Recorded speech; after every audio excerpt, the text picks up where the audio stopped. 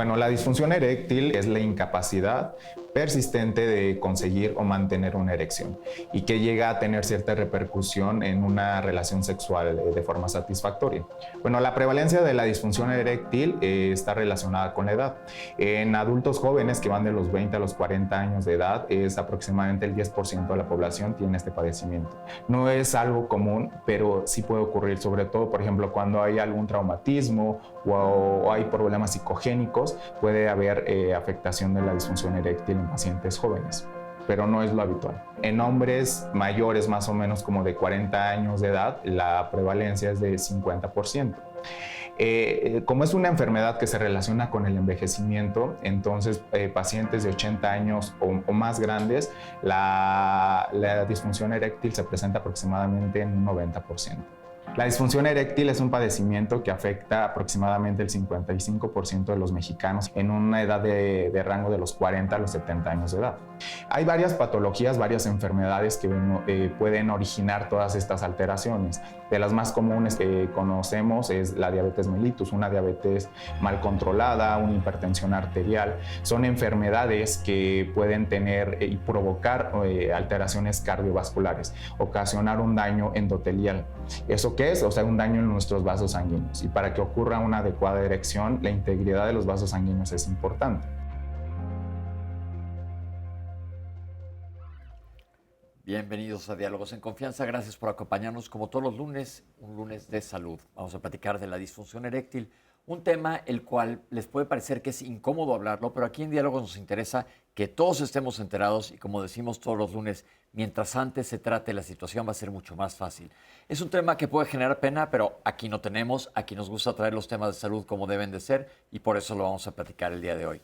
Le quiero agradecer a nuestros intérpretes de lenguas de señas mexicanas. Está con nosotros el día de hoy Jimena Raya y está Magdalena Alejo y como siempre está conmigo Citlali lista para captar todos sus comentarios. ¿Cómo estás, Citlali? Pepe, pues muy contenta de estar este lunes en la poderosa misión, como bien lo dices, de traer sus dudas, sus comentarios a este foro con nuestros especialistas. Tengo el privilegio de ser su voz y le quiero recordar a usted que estamos transmitiendo completamente en vivo a través, por supuesto, de la señal del 11, pero también en nuestras redes sociales tenemos las transmisiones en Facebook, las tenemos en YouTube, estamos colocando nuestro material continuamente en Instagram. No hay forma de que usted no aproveche esta deliciosa mañana de lunes saludable tomándose un cafecito y viniendo a dialogar en confianza con este interesante tema. Disfunción eréctil, ya lo dijo Pepe, escucho sus comentarios.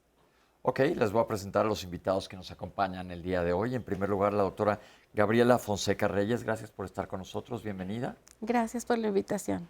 La doctora es uróloga, adscrita al Hospital Regional General Ignacio Zaragoza de Lista y reside aquí en la Ciudad de México.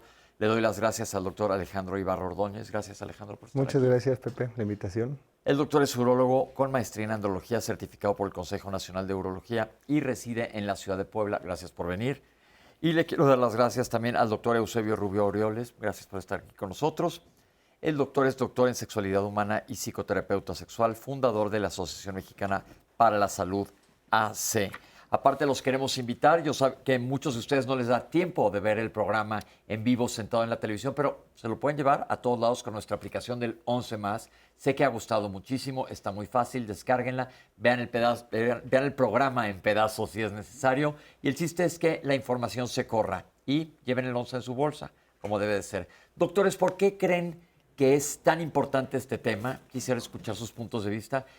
¿Y por qué se habla tan poco? Yo sé que hablar de genitales, la verdad, si te vas a la historia, ¿cuándo empezó a dar pena? ¿Por qué decir, no, el pene tiene 500 otros nombres, se llama el pene? No decirle, la mano tiene una mano, tiene un nombre. ¿Cuándo empezamos con temas de no poder mencionar a los genitales? Y porque de ahí viene, además, entonces, el problema de no hablar de un problema como este.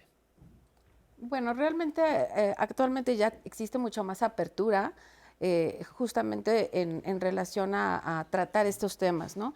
Anteriormente los pacientes siempre tenían pues poca información y no les permitía tener esa apertura para comentar sus problemas de salud sexual. Pero actualmente creo que existe mucho más apertura, mucho más información a través de los medios de comunicación, a través de informaciones escritas, nos permiten informarnos un poco más y tienen más capacidad para expresar sus problemas, ¿no? Nos da pena porque la sexualidad está oculta en nuestra cultura. Aunque es cierto que ha habido muchos avances, ahora hay programas de televisión a las 9 de la mañana hablando de estas cosas, pero la herencia cultural es tremenda. Y no es tan vieja, ¿eh? Se ubica más o menos ya en forma así muy clara en la época victoriana, ¿no? Ya de la reina Victoria en Inglaterra, y como pues, Europa dominaba todo, cuando me esta parte del mundo, pues sí nos quedó. ¿Sabes? Ahorita estaba yo pensando, en esas épocas, estas mesas hubieran sido consideradas, a ver si pueden tomar, una indecencia. ¿Por qué? Porque se les veían las piernas. Yo no sé si han fijado que en los escenarios siempre las mesas estaban tapadas. Como un mantelito, sí, ahorita que lo dices. Sí. Y esto es esta cosa de que el cuerpo se oculta, no se habla de estas cosas, en el entendido de que era la mejor forma de crecer saludable era el silencio y hacer como si no existiera, ¿no? Y así, y por supuesto que eso es un desastre. Los niños se metían en todo tipo de problemas, los niños y las niñas, y no se diga a los adultos que cuando pasaba cualquier cosa con sus genitales, espérate, hasta que era ya prácticamente. Eso afortunadamente ha ido cambiando. Antes de que nos contestes tú, Alejandro, ¿qué tanto te llegan pacientes que entre hombres ya platicaron del tema y te recomiendo esto, te recomiendo lo otro, antes de que lleguen con el profesional? Siempre llegan muchos, o sea, van primero con el amigo. Normalmente el tema se relaciona con el problema masculino, entonces el amigo, el tío, el papá, el de la farmacia de la esquina, después con algún problema médico general y después ya llegan con nosotros. O sea, ya trataron por todos lados antes de llegar con quien deberían de probablemente tratar el tema. Que esto es importante. Aquí los lunes insistimos mucho a la gente que independientemente del tema de salud que estemos tocando cada semana, mientras más temprano se diagnostique va a ser mejor para el paciente. Mucha gente tiene la idea de que con la edad va a llegar la disfunción eréctil. ¿Esto es ley? No es ley, sin embargo, yo creo que sí es un tema que va avanzando con la edad. Sí, doctora. Sí, en realidad, pues los problemas de disfunción eréctil cada vez se están viendo más en gente joven, precisamente porque las causas de disfunción eréctil, problemas crónico-degenerativos. Ahorita vamos a hablar de ellos. Claro, era antes mucho más incidentes en las edades avanzadas, pero actualmente los jóvenes también ya inician con problemas de hipertensión, de diabetes, y eso obviamente les trae como resultado que empiezan con problemas tempranos de disfunción. ¿Existen diferentes categorías o diferentes clasificaciones de la disfunción eréctil? Sí. Ahorita lo que quería platicar era, a mí en el consultorio estoy haciendo un estudio de investigación sobre gente joven que ha tenido problemas con COVID, la relación de la infección de COVID con problemas de disfunción eréctil. Y he tenido muchos pacientes, el más joven de incluso 19 años, que viene con problemas de erección y lo relaciona al 100% con temas de secuelas de COVID. ¿Y será que ahí hay un tema fisiopatológico o es más acá arriba? Yo creo que sí es un tema fisiopatológico por el tema vascular. Eso estamos tratando de averiguar. Hay una serie de hipótesis y todo, y ojalá terminemos de hacer investigaciones, porque a mí lo que sí se me antoja decir es que en primer lugar no es una enfermedad, como muchas veces se piensa. La definición de la Organización Mundial de la Salud de este problema se trata de un síndrome. Y la razón es que la misma panorámica, tengo problema con mis erecciones, puede deberse en efecto a un problema de alguna enfermedad degenerativa, pero igualito se presenta cuando lo que se tiene es, como tú dijiste, una cosa de la cabeza, ¿no? No me quiero adelantar a que hablemos ahorita de causas, porque ustedes nos voy a dejar que hablemos de esto, pero para que sepan. ¿Y un síndrome qué es? Es un conjunto de signos y de síntomas. Entonces, como comenta el doctor, sí, sígale. Sí. No, entonces es la importancia del diagnóstico, ¿no? Porque ahí van con el abuelo, ahí van con el tío, ahí van con el amigo, y luego van a la farmacia, desafortunadamente, y entonces medio se resuelve. Y mientras tanto, la causa, que puede ser una diabetes no detectada, que puede ser una hipertensión no detectada, o a lo mejor ansiedad que lo tiene muy mal, o a lo mejor otro problema psicológico que lo tiene muy mal, y se va, y se va, y se va, y se va. Y eso es la gravedad del asunto. Ok, pero entonces antes de que sigamos hablando, esto del COVID, de haberlo sabido, hubiéramos convencido a mucha más gente de usar cubrebocas. Pero vamos a hablar entonces de disfunción eréctil, pero quiero que ustedes sepan cómo funciona una erección. ¿Cómo es una erección? Vamos a ver esta cápsula y regresamos con ustedes. ¿Cómo ocurre una erección? Son muchas las partes del cuerpo masculino que entran en juego para que la erección del pene se produzca. Todo puede iniciar cuando la persona recibe un estímulo visual o físico. Con la excitación sexual se provoca una señal nerviosa que permite la llegada masiva de sangre al pene. El cuerpo del pene, en el que se presenta la erección, se compone por los cuerpos cavernosos, el cuerpo esponjoso y la uretra.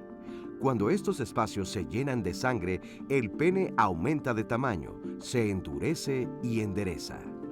Después de la eyaculación o ante la ausencia de estímulo sexual continuo, los músculos del pene se contraen para interrumpir el flujo de entrada de la sangre. Los cuerpos cavernosos se vacían y el pene vuelve a su tamaño normal en reposo. Doctores, antes de que hablemos entonces de disfunción eréctil, vamos a aclarar esta cápsula. Entonces, vemos que es todo un mecanismo fisiológico. ¿Se divide en fases la erección? Sí, yo le comento a los pacientes que para que un hombre tenga una erección no es cualquier cosa, es un proceso muy grande, tiene que ver con vasos sanguíneos que se tienen que abrir, cuestiones físicas, cuestiones químicas, cuestiones hormonales, cuestiones mentales. De ahí es un tema muy amplio platicar y llegar bien al diagnóstico de un problema de disfunción eréctil. Tiene que haber, y esta pregunta la he hecho con jiribilla, como decimos aquí, una excitación sexual para que haya una erección. Claro, por supuesto. ¿Qué pasa cuando en las noches dormido hay erección? Por eso me digo, jiribilla. por eso aventé la bola. Tenemos algunas Está más erecciones. relacionado con los movimientos oculares del Sí, sueño. el periodo de sueño. ¿Qué pasa? Pero es una erección refleja, es una erección que ahora sabemos tiene funciones de mantenimiento de la salud del tejido, ¿no? Todos los hombres tenemos, cuando estamos bien de salud, 6, 7 periodos de sueño REM, como se llama, de movimientos de ojos rápidos, y eso produce un reflejo, pero que es una erección no erótica. Todo el mundo pensaba hace unos años de que, ay, mira, tengo sueño. No. Esa es una cosa muy refleja que mantiene la salud del tejido. Son las erecciones matutinas famosas que te das cuenta en la a la hora mañana. de despertar, ¿no? Con el mecanismo de despertar. Y hay algunas otras, pero casi todas las que ocurren cuando estamos conscientes ocurren en un contexto erótico, es decir, en un contexto donde hay un estímulo sexual, que por cierto es tan importante que si no se da, pues muchas cosas no suceden, ¿no? Claro. ¿Cuánto debe durar una erección normal? Porque esta es otra pregunta que estoy seguro que les hacen en el consultorio. Bueno, pues todo depende. ¿De? No más de media hora, porque se pone la cosa medio problemática y si se tarda mucho, pero todo depende. Si es una erección saludable, a veces puede aguantar mucho más. Lo que pasa es que hay un problema ahí, que ellos conocen mucho mejor, que se llama priapismo, que se pone la erección y no se quita. Pero habitualmente, esto más o menos antes no teníamos mucha idea, pero una erección para una interacción sexual, pues dura 10 minutos, 5 minutos, 20 minutos. Todo depende de la intensidad del estímulo. Muchas veces se pierde la erección y se piensa que es un problema de erección porque se tiene una eyaculación muy rápida y eso es otro problema, ¿no? Del cual hoy creo que vamos a hablar poquito porque es nada más para diferenciar. Pero una erección mantenida 10, 15 minutos yo creo que es perfectamente saludable. ¿Cuánto debe de durar más o menos, doctores como urólogos, un acto sexual? Porque luego la gente, ocurre que causa ansiedad estar viendo películas pornográficas que duran 2 horas. ¿Cuál es la realidad? ¿Quién quiera? Normalmente Sí. los libros dicen de 7 a 10 minutos, hasta 12 minutos. Obviamente por temas de eyaculación precoz, puede ser obviamente mucho menos. Hay también otro problema que puede ser un tema de eyaculación retardada, que tardan mucho o incluso no pueden llegar a eyacular. Ok.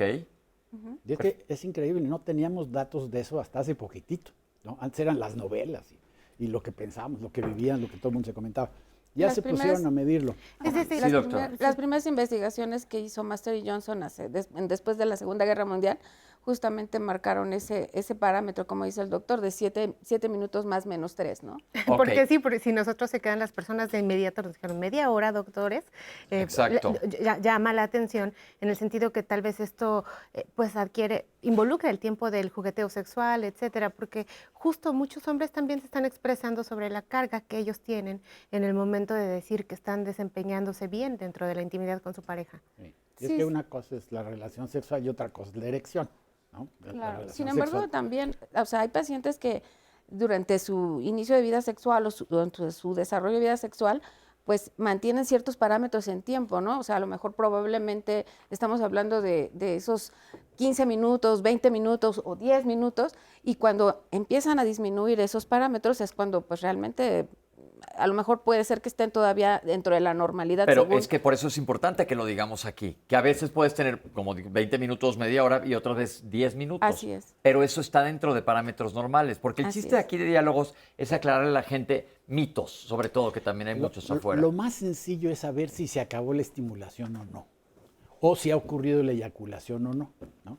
Entonces, porque si se dura 2, 3 minutos porque se tuvo la eyaculación, pues eso es perfectamente natural, no hay ningún problema. Si se tiene un estímulo eficiente, continuo y de repente se pierde la erección, eso es dato de a ver qué está Y pasando. también si llegó a ser satisfactorio, ¿no? Eso también es sumamente importante. Ok. De hecho, justamente en la evaluación que tenemos o que hacemos de los pacientes, debemos de preguntar si realmente esa relación sexual esa calidad de erección le permitió tener esa satisfacción. Eso es importante, la calidad de la erección, que se le pregunte al paciente y tú se la puedas expresar a tu médico, porque no es lo mismo decir, no fue una erección satisfactoria. ¿Qué quiere decir la calidad de la erección?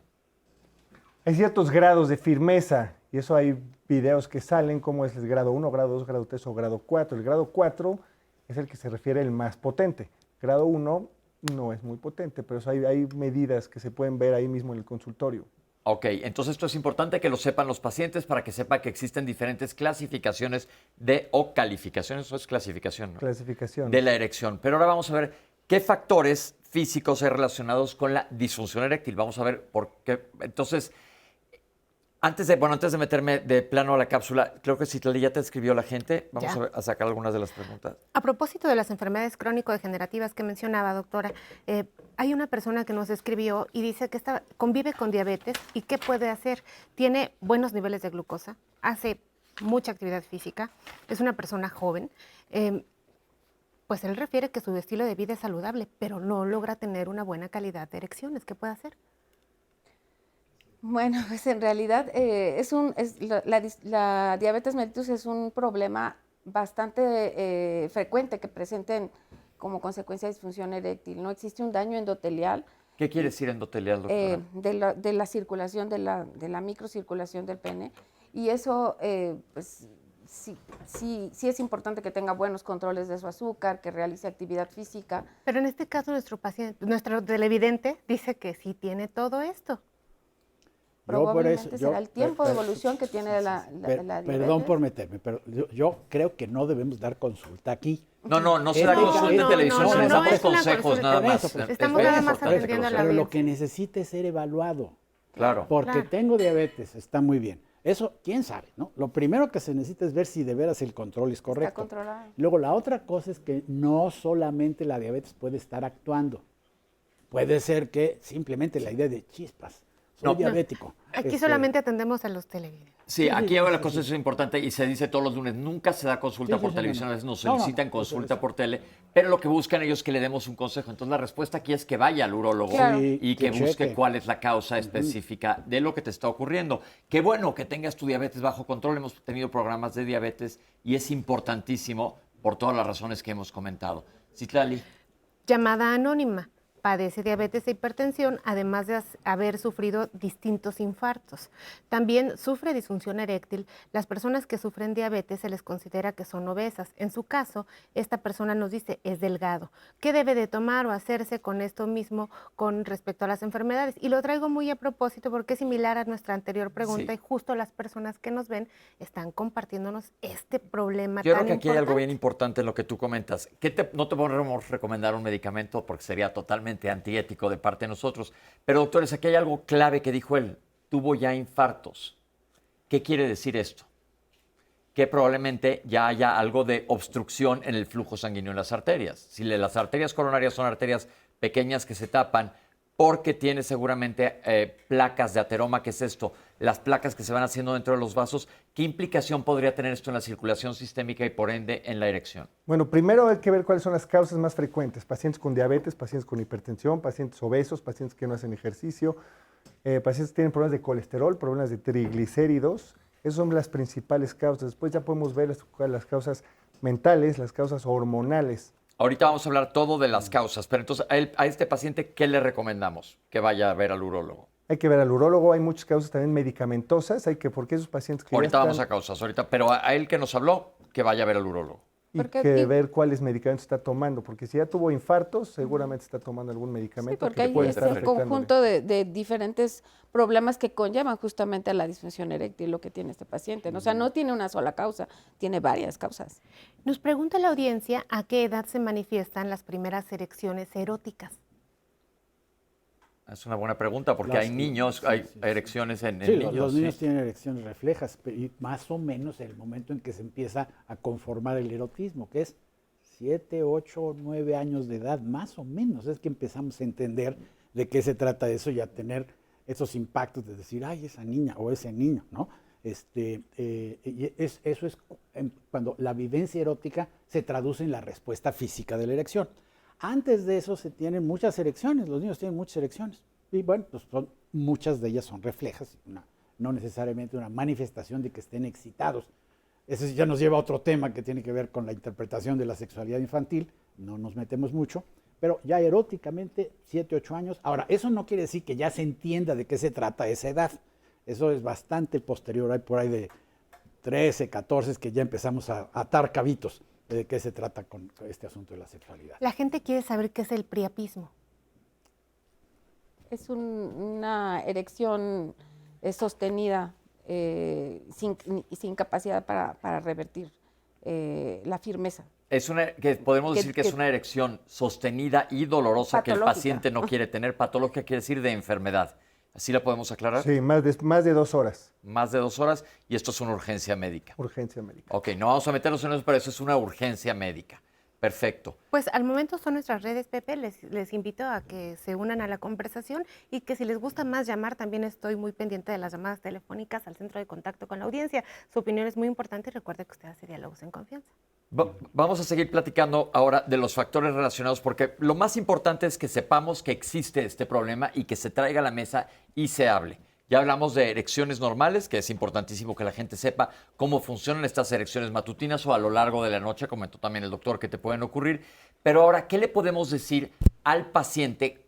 De repente puede pasar que alguien durante una relación sexual no tenga erección y esto no necesariamente quiere decir que haya una enfermedad. ¿Cuándo es el momento adecuado de que se deba de ir a checar a un paciente? Normalmente cuando hay problema más de 3 meses. Más de 3 meses, ¿ok? Entonces, más de 3 meses, lo ideal es ir con un urólogo. ¿Qué tanto afecta emocionalmente al paciente? Y vamos a ver luego las causas emocionales, pero ¿qué tanto el hecho de no tener una erección satisfactoria tiene un impacto sobre el mismo paciente? Pues depende de cómo se vive la masculinidad, pero digamos como la masculinidad se vive usualmente en nuestra cultura, pues está muy centrada en la capacidad de desempeño sexual. O sea, cuando alguien tiene problema por cualquier razón físico o psicológico o porque estaba muy borracha o lo que sea, ¿no? Porque también el alcohol a veces da esos sustos, ¿no? De que, ay, carambas. Entonces hay una sensación de que ya no se es completamente hombre. Y eso puede tener un impacto muy grande en ansiedad, en buscar, o en negarlo, ¿no? Muchas veces la reacción es la negación. Y luego a partir de ahí hay una variedad de cosas, es decir, las personas a veces caen en impactos emocionales realmente severos, como sentirse muy deprimidos, que ya no tiene sentido la vida y muchas cosas, y otras veces lo niegan y le echan la culpa a otras cosas, ¿no? A la pareja, por ejemplo, ¿no? Y cosa que la mayoría de las veces no tiene sentido, ¿no? Y es simplemente la manifestación de alguna de estas cosas que estamos manejando. Entonces sí tiene una enorme variedad de áreas de impacto, casi todas relacionadas con algo que llamamos en términos psicológicos la identidad. Es decir, lo que yo me considero que debo ser y hacer, y de repente no puedo, y entonces pues me siento muy mal. Me llegó una pregunta de que ayer comentaba en las redes sociales de que íbamos a hablar de este tema y obviamente es un anónimo que me dijo, yo sí puedo tener erecciones con alguien que no sea mi pareja, pero no con mi pareja. ¿Esto existe enfermedad o la patología el problema es más que nada emocional? Vuelvo a decir que son síndromes, no enfermedades. Ok, esto tiene que ver con... Y el síndrome de disfunción eréctil en esa circunstancia se llama síndrome de disfunción eréctil selectiva, que por supuesto tiene una gama de causas un poquito distinta de quien tiene una afectación generalizada. Entonces, cuando es así muy selectivo, hay que hacer una exploración mucho más detallada de los procesos mentales, qué le representa a la pareja y una serie de cosas. Entraremos más adelante. Pero entonces esto va, como acaba de comentar el doctor, más hacia la pareja. No quiere decir que necesariamente exista un problema fisiológico como en diabetes, hipertensión, no necesariamente. Casi seguro que no, Casi seguro. Ok. Pero de repente sí. Luego entramos en el detalle. Ok, vamos a regresar ahorita a hablar ahora sí de los factores de riesgo y que ustedes nos platiquen de qué se trata y cómo es que está funcionando esto. Más adelante vamos a hablar del diagnóstico, los doctores nos van a decir qué es lo que sucede durante una consulta y les pedimos a todos ustedes que sigan participando porque acuérdense que sus preguntas nos enriquecen muchísimo el programa.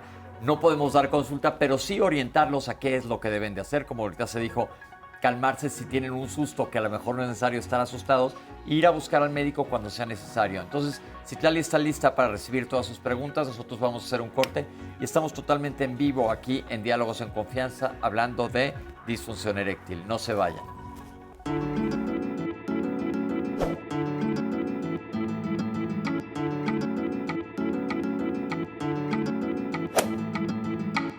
La disfunción eréctil es un problema de salud que impacta la calidad de vida de los hombres. Se estima que 322 millones de hombres en todo el mundo se verán afectados por esta incapacidad en 2025. Organización Mundial de la Salud. Seguimos esta mañana completamente en vivo, transmitiendo desde la emisora del Instituto Politécnico Nacional, el 11. Y mire usted, quiero anunciarle la cartelera semanal de Diálogos en Confianza. El día de mañana, el tema es la familia y la diversidad. Es un interesante tema que conviene que todos abramos nuestra mente para poder entenderlo. Mañana aquí estarán mis compañeras conductoras con nuestros especialistas, ya lo sabe, siempre de la mejor calidad aquí en nuestro programa.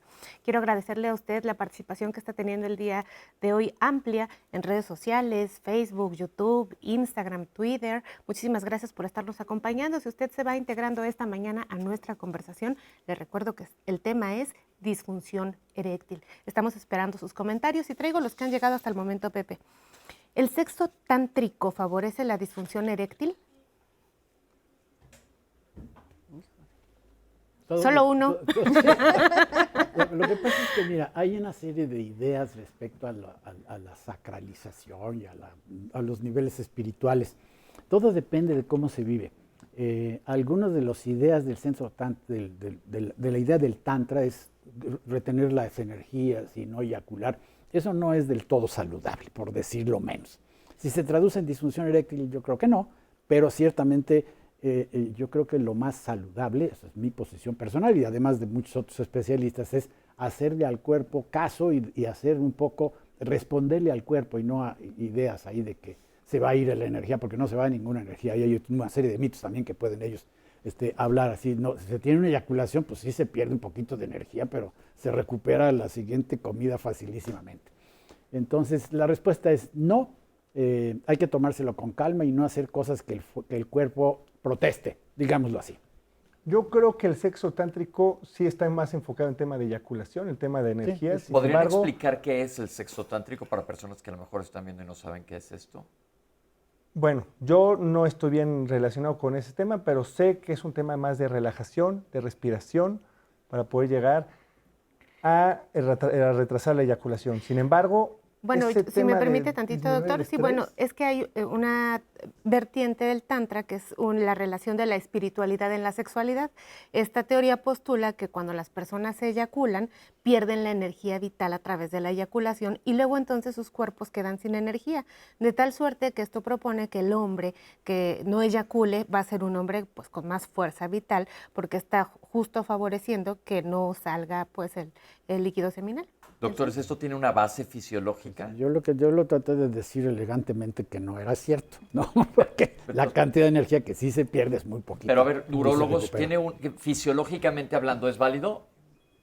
Yo creo que en el tema, yo creo que en el tema de relajarse, de respirar, todo eso va a ayudar a que la mente se... No, pero a lo que voy ¿es sano fisiológicamente no tener una eyaculación? No, no es sano. Ok, eso es lo que es importante aquí, lo que usted había dicho, pero quería la base médica. No hay algo de que sea beneficioso. Entonces, desde el punto de vista fisiológico. Ok. Bueno, voy a seguir. Sí. Nos llamaron Nos llamó un caballero de 80 años, usa medicamentos para tener erecciones, pero tiene como 3 meses que no puede eyacular. ¿Hay un medicamento para esto o algo le está sucediendo?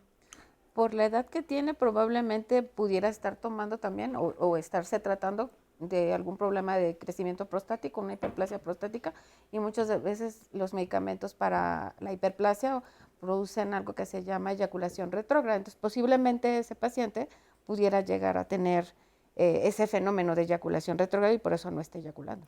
A propósito de los medicamentos, las personas les dicen a partir de qué edad se debe de empezar a tomar este tipo de medicamentos para poder favorecer las erecciones. Yo creo que ahí aguántenme esa pregunta un poquito a que lleguemos a hablar del tratamiento. Vamos a hablar largo del tratamiento para disfunción eréctil y yo creo que esa pregunta queda así, la voy a dejar aquí anotada. La anotamos, bien. Pepe, la anotamos aquí. Justo les preguntan, doctores, sobre el crecimiento de la próstata, si esto es causa de problemas de erección. Sí puede ser, no es lo más frecuente, primero hay otras causas. Sin embargo, el tema del crecimiento prostático es un problema que va aumentando conforme va avanzando de edad. Entonces, también el problema vascular de la erección también es un problema que se va relacionando con la edad. Doctor, me parece que esta pregunta es específicamente para usted. Los hombres con problemas de erección tienen baja cuenta y calidad espermática. Eso no es una relación tal cual, puede ser un tema hormonal o algún tema que son cuestiones totalmente diferentes, que sea la cuestión de disfunción eréctil y el recuento de calidad y espermática. ¿Les pueden recomendar algunos alimentos afrodisíacos para este tema? A ver, doctores. ¿Existen? A ver, primero que nada, ¿existen, doctora, alimentos afrodisíacos o es más que nada Pues la idea de? Son mitos realmente, ¿no? Con respecto a que algún alimento le va a mejorar la calidad en la erección. Entonces, no existe un alimento afrodisíaco. Yo me acuerdo de un profesor que decía, el órgano sexual más importante que tenemos es el cerebro. Entonces, yo creo que por ahí va más bien la cosa. Sí. Sin embargo, hay unos medicamentos y hay unos tratamientos, por ejemplo, la maca. La maca, ajá. Es uno de los tratamientos que antes se usaba para problemas de erección. Entonces, no sé si es como tal afrodisíaco. Sin embargo, algunos alimentos que pueden ayudar a la cuestión prostática y la salud sexual son los frutos y verduras rojas. Ok. Pero esto estaría más encaminado como pues justamente cuidar la salud sexual de forma preventiva, no como como tratamiento, ¿no? Exacto. Doctores, ¿el alcohol funciona, ayuda a las personas? Muchos caballeros nos están poniendo sus experiencias y dentro de esto utilizan como un relajante, lo mencionan al alcohol, y no saben si realmente este podría ser un tratamiento sostenido para las personas que siempre necesitan usar el alcohol para poder mantener una erección saludable, así lo mencionan. Ahí depende definitivamente del grado de alcohol que se administre, que se ingiera, ¿no? En algún momento dado el alcohol puede representar para el hombre una facilidad de desinhibición, pero obviamente en cantidades mayores pues va a ocasionar el efecto contrario, ¿no? Entonces, ¿A qué edad es normal ya no tener erecciones? ¿Hasta qué edad tenemos personas adultas mayores que nos escriben y nos dicen tengo 70, 80 años y tengo erecciones? no existe edad. Yo creo que no hay edad. Todos pueden tener una buena erección siempre y cuando tengan una buena calidad de vida saludable. La última pregunta que les voy a hacer antes de continuar, Pepe, es al esposo de una persona lo revascularizaron, toma atorvastatina. ¿La atorvastatina le puede afectar con la erección? ¿Pero dónde lo revascularizaron? Yo me imagino que Sí, si lo sí, está sí, tomando sí. atorvastatina y lo Puede ser del revascularizaron, me corazón. imagino que es una revascularización Sí, cardíaca. cardíaca. Se está refiriendo y la atorvastatina es un medicamento que lo que hace es disminuir el colesterol y triglicéridos. Entonces, porque se te taparon las arterias, te revascularizaron. Como dijimos anteriormente, probablemente si las arterias coronarias estén tapadas, no es que la atorvastatina, sino que tu sistema circulatorio no esté funcionando idóneamente. Y ahorita vamos a ver una cápsula de las causas de disfunción eréctil y ahorita regresamos para que los doctores nos digan cómo se diagnostica adecuadamente. Más adelante hablaremos también de todos los aspectos psicológicos. Vamos a ver esta cápsula sobre causas. La disfunción eréctil por sí sola no es una enfermedad, sino es la consecuencia de otras enfermedades que pueden estar emergiendo en el paciente. Y hoy en día tiene mucho interés, hay mucha importancia, porque estas enfermedades son muy comunes en México, tales como la diabetes, la hipertensión, la obesidad, los problemas del colesterol, del triglicérido y otras enfermedades también finalmente van a afectar el componente circulatorio y el componente nervioso. Además, el tabaquismo crónico también puede ocasionar lesión endotelial. Y también el consumo de alcohol de manera crónica también finalmente puede inducir ciertas lesiones. Todas las causas relacionadas con la disfunción eréctil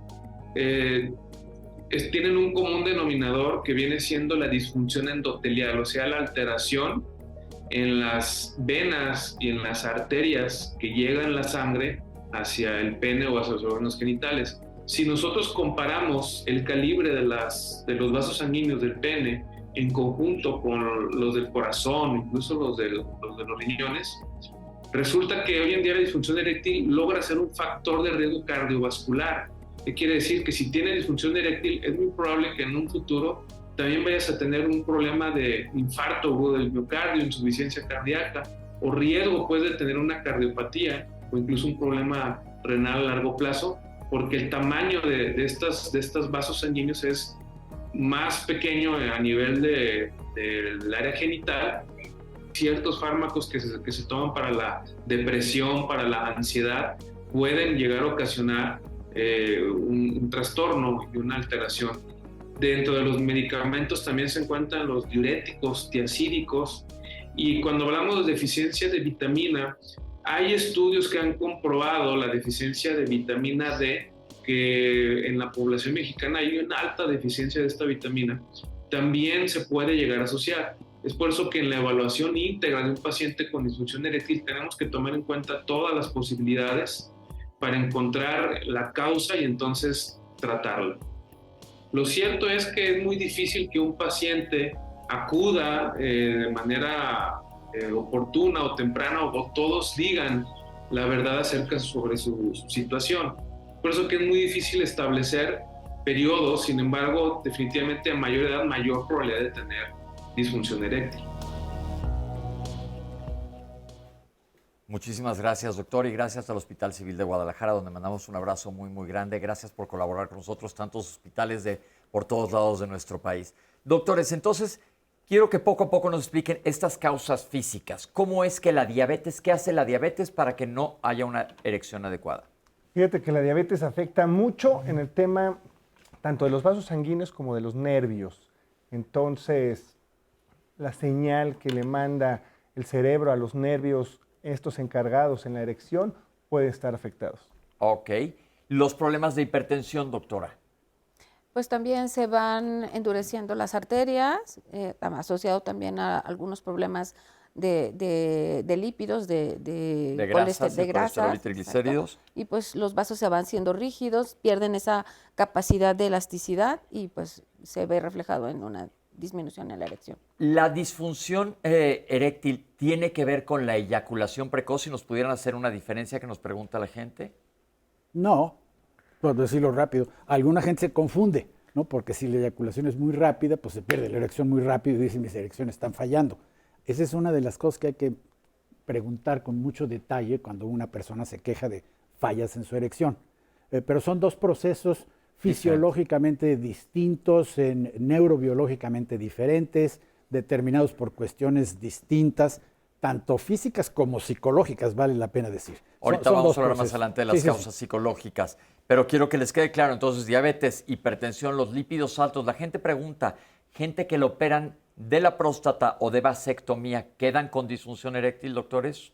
De vasectomía no tendría ninguna relación, ¿no? En relación a la parte prostática, bueno, solamente en el caso de alguna cirugía para cáncer de próstata, puede llegar a tener alguna lesión en el paquete neuromuscular y ocasionar pues que exista disfunción eréctil, ¿no? En ese rubro específico, nada más entonces vascular. en cáncer de próstata. En cáncer de próstata. Sin embargo, la cirugía de cáncer de próstata es mucho menos frecuente que la cirugía de próstata por una hiperplasia prostática. Déjame explicar más la diferencia. Ya hemos hablado aquí del tema de próstata. Hiperplasia prostática es lo que es mucho más común, que quiere decir que crece la próstata. no quiere decir que tiene cáncer, crece y obstruye, que es a lo que se refiere el doctor. Y cáncer de próstata es ya propiamente el cáncer cuando hemos hablado. Perdón, doc, sígueles explicando. Entonces, sí, la cirugía desobstructiva de hiperplasia prostática, esa no tiene por qué afectar el grado de erección. Sin embargo, sí, como decía la doctora, en el cáncer de próstata, sí. Ahí lo único que sí, sí puede ocurrir es la eyaculación retrógrada, que también ocurre por el uso de los alfa bloqueadores. Hemos hablado ya se dijo varias veces eyaculación retrógrada. ¿Qué es eso? Es cuando la eyaculación, en vez de salir, digámoslo así, al exterior, se regresa hacia la vejiga, se mezcla con la orina y después el paciente, cuando va a orinar, ¿Y se da cuenta cuando orina el paciente o ya se diluyó en la orina, en la vejiga y no hay mayor cambio físico en la no orina? existe ningún cambio físico. Ok, entonces eyaculación retrógrada, que es otro tema, pero quiere decir que en vez de que eyacules hacia el exterior, se vaya hacia la vejiga. La sensación que tiene el paciente es igual. El paciente, el hombre, no tiene que ser necesariamente un paciente. Sí, la sensación es igual, simplemente que no observa salida de semen. Ok. Doctores, ¿algo más que queramos hablar de las causas? Pepe, perdón, pero aquí las mujeres nos preguntan sobre la circuncisión a sus hijos. O sea, si esto les va a causar disfunción eréctil en algún momento y la circuncisión les permitirá tener una vida sexual de calidad. No, la circuncisión no se relaciona para nada. Si hay o no hay circuncisión, la erección es exactamente normal.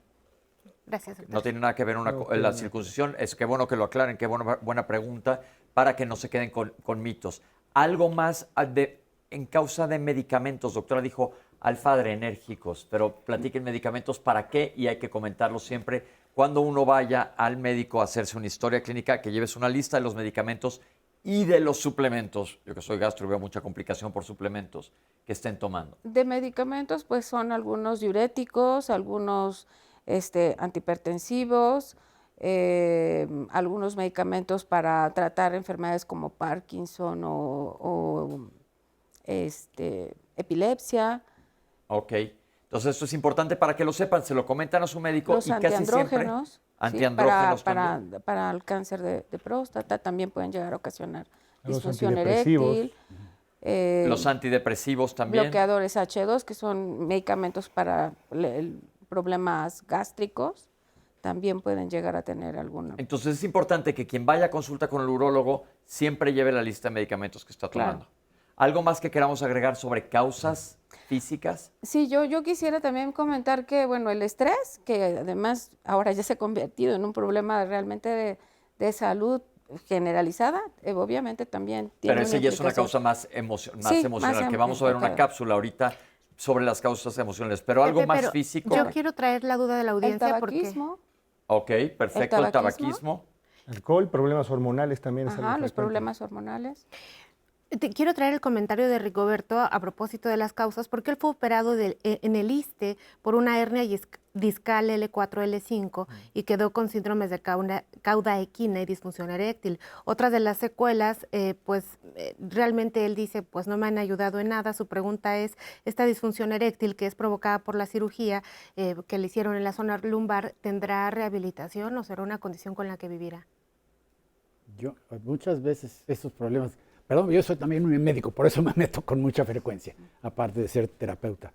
Esos problemas son de los raros, ¿no? También hay otros problemas neurológicos que por eso es importantísimo estudiar. Si no se encuentra hay que buscar, porque hay veces una lesión medular. Sí, las lesiones medulares, las esclerosis múltiple, por ejemplo, de repente uno se topa, esa es la razón. Ahí hay que evaluar bien, porque hay muchas alternativas terapéuticas que vamos a hablar más adelante, algunas de las que nos trae el doctor. En general, no voy a decir una cosa muy definitiva. No hay razón por la cual alguien no pueda recuperar sus erecciones, a no ser que se haya quedado sin pene, así de plano. Pero, por supuesto que hay que evaluar exactamente qué es lo ideal para cada paciente. Doctores, hemos hablado de diabetes, hemos hablado de hipertensión, hemos hablado de síndrome metabólico, probablemente si estamos conjuntando esto. ¿El sobrepeso y la obesidad per se pueden causar disfunción eréctil? Sí, claro. Es una de las causas más frecuentes, que eso está relacionado con el sedentarismo, que la gente no haga ejercicio, porque sí el ejercicio ayuda a que los vasos sanguíneos mejoren el tema de la circulación y eso ayuda a la circulación tanto cardíaca, pulmonar, mental, pene. Ok. ¿Alguna otra causa física antes de que nos vayamos hacia las causas psicológicas, doctores, que deban comentar? Sí, el tema de una lesión medular, pues, cuestiones neurológicas, neurogénicas, algún problema. Endocrinológicas también. Los pacientes con problemas de tiroides también pueden llegar a tener disfunción eréctil. Ok, entonces estamos viendo que hay una gran variedad de situaciones que te pueden llevar a esto, que es importante que en la historia clínica tu urólogo te averigüe todo esto para saber qué es lo que te está tratando. Pero hay otro rubro de afecciones que nos pueden causar disfunción eréctil, que es toda la parte acá arriba en nuestra cabeza. No me refiero a algo físico como un accidente vascular cerebral que podría ser dependiendo de dónde afecte, pero vamos a causas psicológicas, tenemos una cápsula. Por favor, vamos a verla. Cuando hablamos de factores psicológicos o factores emocionales que influyen en la aparición de la disfunción eréctil, estamos hablando de una gran gama de posibilidades. Una de ellas es el hecho de que los varones con mucha ansiedad y en algunos casos depresión pueden estar afectados en su desempeño sexual, particularmente en su función eréctil, porque la ansiedad sostenida normalmente o la depresión, ¿no?, que van de la mano, generan ciertos cambios a nivel de los neurotransmisores a nivel cerebral que afectan con la respuesta sexual. Por otro lado, varones, por ejemplo, que tengan una situación de inconformidad con su propia corporalidad, aquellos varones que se sientan inadecuados por alguna razón, porque tengan exceso de peso o porque estén muy delgados o porque les falte masa muscular o incluso por el tamaño de sus genitales. La angustia de desempeño es una angustia que perciben los varones a la hora de desempeñarse sexualmente, que se debe a un pensamiento irracional de fracaso inminente, es decir, los varones suponen que no van a funcionar porque a lo mejor ya fallaron 2 o 3 veces anteriormente y entonces, bueno, la cuarta vez que se enfrentan al encuentro sexual llegan muy angustiados. Esta angustia de desempeño está mediada, digamos, es algo mental, es algo emocional, pero finalmente se reduce a algo químico y, digamos, biológico que ocurre en el cerebro y en el organismo. O sea, cuando estamos angustiados por alguna circunstancia, nuestras glándulas suprarrenales secretan 3 sustancias que son el cortisol, la adrenalina y la noradrenalina. Y estas sustancias preparan al individuo para la lucha y para la huida. Es una causa muy importante que desencadena inmediatamente la disfunción eréctil, aunque no haya factores orgánicos o físicos como tal en la circulación sanguínea, en la conducción nerviosa de los impulsos o en la anatomía del pene que pudiera, ¿no?, de alguna manera explicar la disfunción. Simple y sencillamente, cualquier hombre con todo y que tenga un pene funcional y una circulación funcional puede presentar angustia de desempeño y puede presentar disfunción eréctil, aunque sea joven, ¿no? Varones que han perdido el trabajo, que han tenido una disminución en los ingresos, pueden demostrar esa, por así decirlo, esa frustración, ese malestar a través de disfunción eréctil. Otros aspectos, bueno, pues el hecho de que el varón provenga de una familia restrictiva en cuanto a la educación sexual o punitiva, ¿no?, con respecto al placer y a la actividad sexual, puede ser uno de los factores que predisponga a las disfunciones sexuales, entre otras la disfunción eréctil. Y esto lo vemos mucho en jovencitos, ¿no?, que vienen de familias muy conservadoras, en donde se sataniza justamente el hecho de que tengan actividad sexual. A la hora de iniciar su vida sexual empiezan con problemas. El hecho de que tengan conflicto de pareja forma parte de los factores psicogénicos o diádicos, le llamamos, lo que tiene que ver, ¿no?, con el dúo, con la interacción de la pareja. Entonces, bueno, una relación sexual se puede ver afectada por una relación afectiva deteriorada, ¿no? El hecho de que haya insatisfacción marital, el hecho de que haya muchos conflictos, el hecho de que haya poca confianza, mala comunicación, puede afectar el desempeño sexual en los varones. ¿Qué porcentaje, doctores, de las disfunciones eréctiles, y no sé si se divida por edades, tienen un origen psicógeno? Mira, yo creo, una frase que es un poquito pretenciosa, pero bastante real, es que prácticamente en todos los casos hay factores psicológicos. La gran tarea del diagnóstico de medicina sexual, como se llama esta subespecialidad, es poder diferenciar cuál es el que predomina.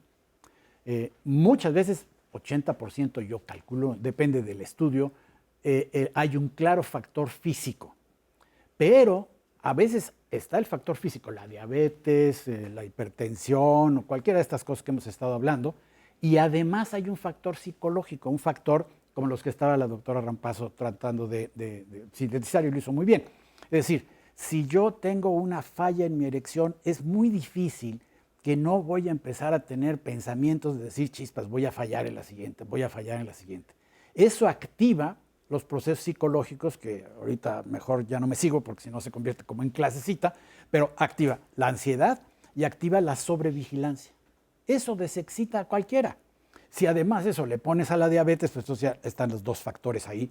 Ahora, hay un porcentaje ciertamente minoritario en donde no se encuentra ninguna causa física y se hacen todos los protocolos que hay que hacer y todas las cosas que hay que medir, tiroides, las hormonas, se checa la neurología, todo está perfecto y lo único que sí se detecta y debe detectarse son los procesos estos que le llamamos procesos psicológicos de causas inmediatas o de procesos psicogénicos, que tienen que ver con cosas que ocurren a la persona en el momento en que está teniendo actividad sexual y que lo distraen, lo distraen o lo angustian. Como por ejemplo. Como por ejemplo la idea de voy a fallar, por ejemplo la idea de me van a mandar a volar, o por ejemplo van a pensar que ando con alguien más, o van a todas estas ideas que se llaman, tienen ahora, esto se describió hace muchos años, pero últimamente se han investigado de manera bastante empírica, como se llama, es decir, tenemos ya evidencia de que esto pasa con las personas que tienen problemas de función sexual.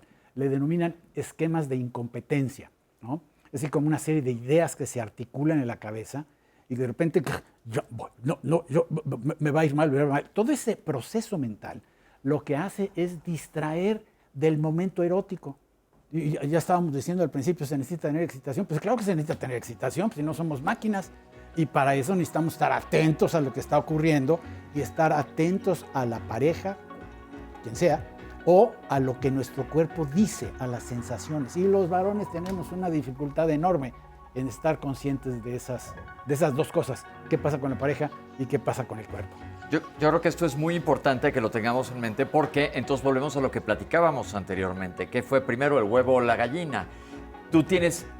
Te pone estresado el momento del desempeño sexual, entonces no puedes y más cuerda te vas dando. Así Dices, es. ¿qué fue?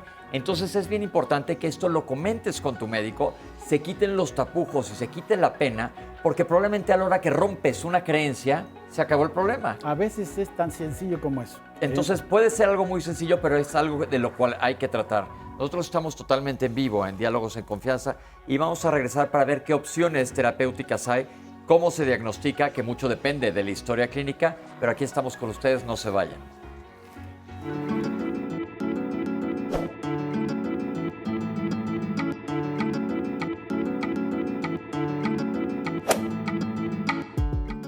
La disfunción eréctil no es un problema de los adultos mayores, también llega a afectar a hombres jóvenes. En ambos casos, muchas veces por vergüenza no buscan ayuda. Estamos de regreso y muchas gracias por la confianza de platicar con nosotros este interesante tema de salud. Recuerde, el día de hoy el tema es disfunción eréctil y también recuerde que tenemos nuestra aplicación que se llama 11+. Si usted va a salir, no puede terminar de ver el programa o se va integrando, puede bajar la aplicación desde su celular y pues ahí va a encontrar el contenido de toda la barra del 11, que ya lo sabe que está buenísima, así que no hay forma de perderse la programación del 11. El 11 va contigo, así que pues hay que aprovecharlo. Voy a seguir trayendo la duda de nuestra audiencia y voy a continuar por las llamadas. Hay una persona que tuvo fractura de pene y ahora ya no tiene confianza de volver a tener relaciones sexuales porque pues no se vaya a volver a fracturar. ¿Qué le pueden decir para que adquiera seguridad o realmente ya no debería de intentarlo? Bueno, el tema de fractura de pene no es algo frecuente. Mucha gente no sabe que existe el tema de fractura de pene porque obviamente el órgano masculino no tiene huesos, sin embargo tiene una membrana muy fuerte que mantiene una adecuada erección y eso puede haber una fractura. Y eso sí puede ser un factor de riesgo a la larga para poder padecer algún problema de disfunción eréctil. Hay que evaluarlo adecuadamente en el consultorio y probablemente ese paciente pueda ser candidato a uno de los últimos tratamientos que puede ser la colocación de prótesis de pene, que ahorita vamos a platicar de eso. A propósito de eso, doctor, quisiera retomar el comentario de Rigoberto, que nos escribió previamente y tiene un problema lumbar entre la vértebra número 4 y la vértebra número 5. Recordarán la pregunta previamente, pero él insiste en que quisiera saber la opinión urológica de qué perspectivas tiene para volver a tener una vida sexual activa y saludable. Yo creo que todos los hombres en este mundo, como dice el doctor, a menos que no tenga pene, hay tratamientos y alternativas para el tema de erección. Siempre existe el paso número 1, 2, 3, 4, y si no es candidato a ninguno de esos tratamientos, existe el tratamiento definitivo, como es la colocación de prótesis de pene. Hay que evaluar a ese paciente porque puede ser un muy buen candidato para esa situación. Prótesis de pene. Muy bien. Hay una llamada anónima que ya habían respondido, pero la traigo a colación, que es si los medicamentos para controlar hipertensión arterial provocan disminución de la libido y problemas de erección. Problemas de erección, sí. No, obviamente no son todos los antihipertensivos. Aquí la recomendación sería pues que acuda con el médico para establecer qué es lo que está tomando el paciente y de esa manera pues tratar de buscar alguna alternativa que no tenga una repercusión sobre su salud sexual. Que esto es bien importante lo que acaba de decir la doctora. Muchos de los medicamentos antihipertensivos puede que sí te causen esto, pero no necesariamente. Claro. Y la ventaja es que si hay un arsenal farmacéutico tremendo es en hipertensión arterial, entonces te pueden cambiar el medicamento. Otra llamada anónima que empieza con la relación sexual con una buena erección, pero a mitad de la relación se vuelve flácida y ya no llega a terminar. ¿Esto es disfunción eréctil o a qué se debe esto? Eso es lo que estábamos diciendo de mantener la erección. Cuando no se mantiene, y la mayoría de pacientes empiezan así, empiezan con que la erección se obtiene relativamente fácil o con un poquito de dificultad, pero no se mantiene mientras continúe la excitación sexual. Ahí la única cosa que hay que descartar es si no ocurrió algo que interrumpió la presencia de excitación, pero si eso está pasando, hay que verificar. Regresemos a la definición de disfunción eréctil, que es la incapacidad para lograr y o mantener una adecuada erección para una adecuada relación sexual. Sí, pero eso. Las personas quieren saber, en casos de disfunción eréctil, ¿con quién voy? ¿Urólogo o sexólogo? Mira, déjame responder eso. Puede ser cualquiera pero tiene que saber medicina sexual. Sí, pero el paciente que está viendo la televisión. Pues puede preguntar. Una cosa que no hacemos es preguntarle, a ver, los urólogos deberían de saber. Deberían, pero hay muchos que todavía lo único que hacen es recetan y no investigan. Eso me consta. Ahora, los sexólogos, si no son médicos, no. Tiene que ser sexólogo médico. ¿Y hay una certificación de sexólogos médicos? ¿Hay un certificado? No lo hay. Entonces, ¿cómo saben con quién ir? Pues tienen que tener título de médico y título de sexólogo. Eso sí hay. Okay. Sí, la combinación de las dos cosas. Doctora. Yo creo que, bueno, definitivamente es una combinación de actividades y de profesionales en la salud que van a contribuir a que el paciente realmente mejore. O sea, sí el manejo integral sí es importante, ¿no? Sí. Porque como lo dijimos hace un momento, muchas veces el problema inicia de forma orgánica, pero definitivamente el aspecto psicológico que va más encaminado al sexólogo va a estar influyendo en el desarrollo de la disfunción, ¿no? Entonces, el complementar a ambos profesionales de la salud, pues es ideal. Y aquí repito lo que hago todos los lunes, si van a buscar un urólogo, métanse al Consejo Mexicano de Urología y asegúrense que su médico sea un urólogo certificado. Eso es bien importante, lo repetimos todos los lunes, por eso preguntaba si había un consejo. Citlali, ¿tienes algo más o nos lanzamos? Sí, no, esperen, la audiencia reclama atención. Felipe Espinosa, de 77 años, ya no tiene relaciones. Hace como 5 años consultó a un urólogo y le recetó una pastilla que no recuerda el nombre, pero le provocó el latido cardíaco muy rápido. ¿Es peligroso tomar medicamentos para la disfunción eréctil? Lo ideal es de que esté bien diagnosticado el problema de la erección y hay que dar el tratamiento indicado para cada paciente. Podríamos decir cuáles son los muchos tratamientos que existen, de que después vamos a platicar de ese tema, pero no es tomarse a la ligera, tomar medicamentos para la erección automedicado. Otra cosa importante aquí, no me voy a adelantar a lo que vamos a hablar más adelante, los doctores nos van a explicar de cómo funcionan estos medicamentos, pero existen varios y algunos de ellos sí tienen efectos colaterales a nivel de sistema cardiovascular, por eso existen varios, volvemos a que existen un arsenal farmacéutico para que te indiquen a ti el adecuado, no el que te recomiende tu compadre, por eso es importante la consulta médica. ¿Qué relación hay, ya se lo mencionaron los doctores, pero nuevamente salió la llamada, entre disfunción eréctil y daño medular? Pues depende al nivel de la médula que te hayas dañado. Existen unos nervios que existen hacia la columna lumbar y sacra, porque del sacro ya salen pudendos, etcétera, que dependiendo del nivel de la lesión que tengas en tu médula, sí puede tener impacto, pero como comentó el doctor, inclusive personas que tienen daño medular, existe tratamiento, del cual nos va a platicar un poquito más adelante el doctor. Otra llamada tenemos de una persona de 77 años que nos hace la reflexión de que los hombres a los 70 años o más ya no tienen un desempeño óptimo, a lo mejor con personas que son de su misma edad, porque tampoco las mujeres disfrutan la sexualidad o se apegan a la sexualidad a los 70 años o más. Es la opinión de la persona que nos llama. Pero que si los hombres mayores están con mujeres más jóvenes, entonces sí pueden funcionar. ¿Esto es una realidad o realmente es un mito que podemos...? No, sí, pero esa es una... Mira, el atractivo sexual, y esto es una cosa que a mí, digo, lo había yo estudiado, pero los pacientes son los que enseñan, y seguro ustedes también tienen esta experiencia. Uno ve parejas de 30, 40 años que han logrado compenetrarse, y que uno los ve y dice, pero qué bonito, ¿de dónde le ven lo bello a esta persona o a este señor? Pero la compenetración es la que produce la cercanía erótica. Cuando eso se pierde, pues se pierde, ¿no? Y bueno, se pierde y se puede recuperar si se trabaja, pero pues no, tampoco es así automático. Entonces, es que no es tan sencillo como que tiene que estar muy eróticamente atractiva la persona para funcionar. Es más, hay veces que es al revés. Entre más eróticamente atractiva está la persona, más ansiedad le da a la persona y menos funciona. Entonces yo creo que hay que salir de esas sobresimplificaciones de la experiencia. Y también como pareja, yo creo que más alguien de 77 años que son parejas de la misma edad, el tema de la comunicación en pareja es muy importante. Sí. Hay una persona que reflexiona sobre las imágenes que aparecen en medios de comunicación de personas que tienen disfunción eréctil como si estuvieran enojadas, y justo nos hace pensar que hay muchas formas de tener placer sexual y vivir una vida sexual y no solamente tiene que ver con la penetración. A propósito, gracias por tu comentario, a propósito del papel que debe jugar la pareja en el acompañamiento de una persona que convive con disfunción eréctil, nosotros preparamos una cápsula que le invitamos a ver y regresamos a reflexionar con nuestros especialistas. Tanto en la aparición, el mantenimiento y la evolución de la disfunción eréctil, la pareja cumple con un papel importante.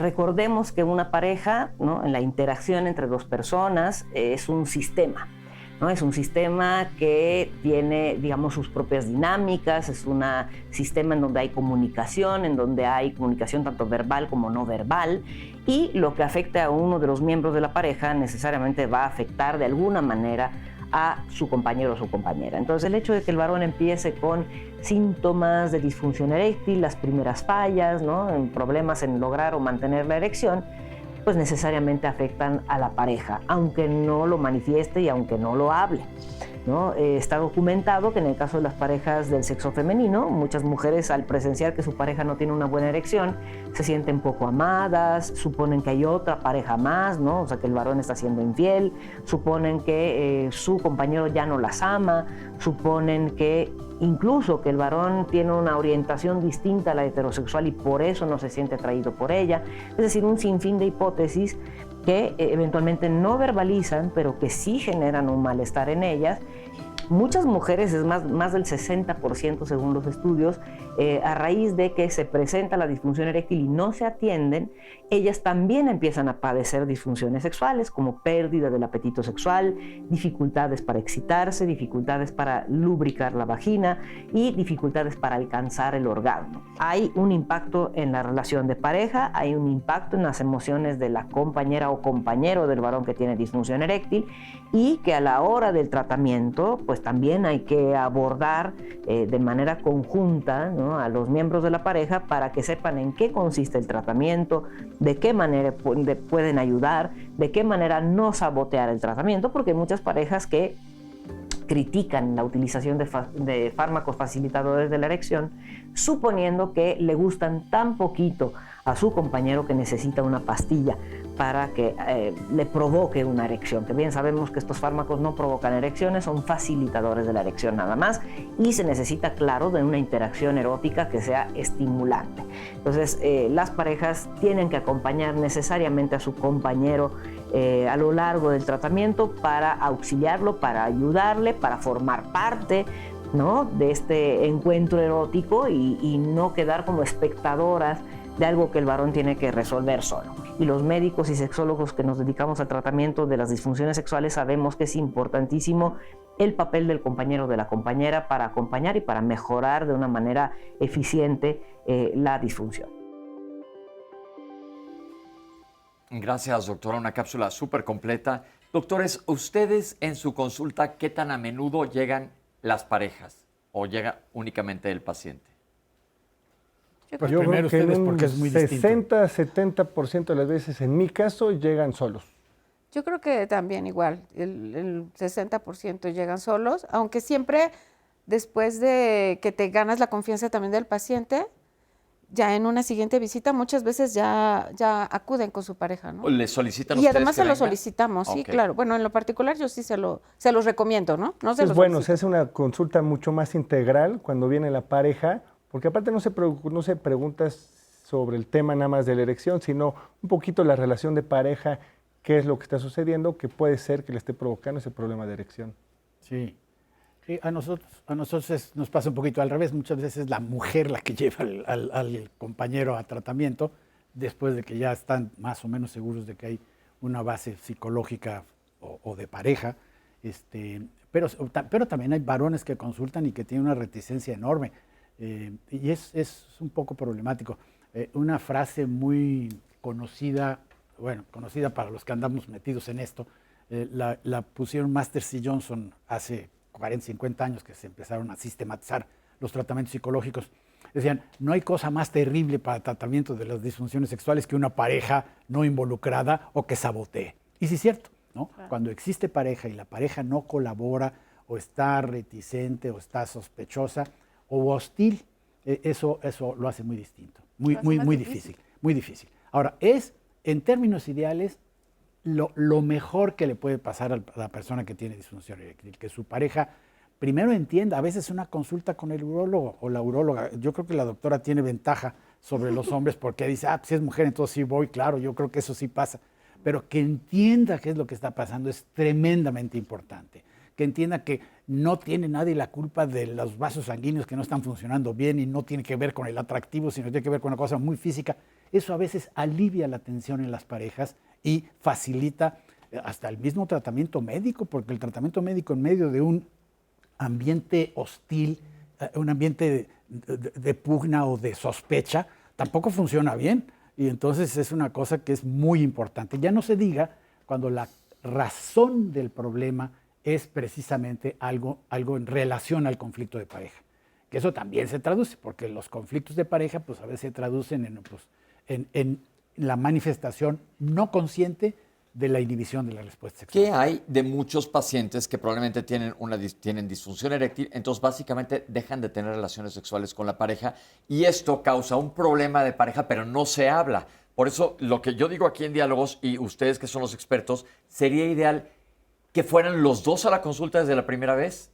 Sí, sería muy conveniente, como lo dice el doctor. De esa manera pues se pueden identificar no solo los problemas orgánicos, sino muchas veces problemas de pareja, problemas que están influyendo en el desempeño inadecuado de la sexualidad. Los mitos de la virilidad que ya se hablaron anteriormente, ¿podemos desmitificarlos y romperlos aquí al aire para que la gente sepa? Pues es que tiene que ver con, inclusive una de las llamadas ahí, nada más que ya no hubo chance. Decir, ¿ahorita? Sí, pero es que el centrar la experiencia del ser hombre en la función eréctil, por ahí empieza el problema. Sí, una de las cosas que más me enseñaron hace muchísimos años, no teníamos ninguna herramienta médica, estábamos con los primeros protocolos con fármacos, con prostaglandina, hace muchos años, y arrancó el protocolo, se nos acabó el medicamento, ¿no? Entonces, una pareja que le había ido muy bien, le dijimos, fíjese que ya no vamos a tener, ¿no? El proveedor no nos daba, no teníamos. Y su respuesta, ay doctor, ni se preocupe, nosotros llevamos muchos años de gozarnos así con este problema. Él era diabético y le había ido muy mal, ya no tenía nada de erección, pero ya encontramos la manera de gozarnos y de gozar nuestros cuerpos. Qué diferente de la pareja donde ese mismo problema, porque ya no funciona la erección, se traduce en con quién andas, seguramente ya no me quieres, toda esta serie de mitos alrededor del funcionamiento de la erección que no tiene realmente conexión. No tiene conexión con el amor, no tiene ni siquiera conexión con el atractivo erótico. Tiene pues una cosa compleja de integración entre el cuerpo y los procesos mentales. ¿Se puede tener un orgasmo sin erección, doctores urólogos?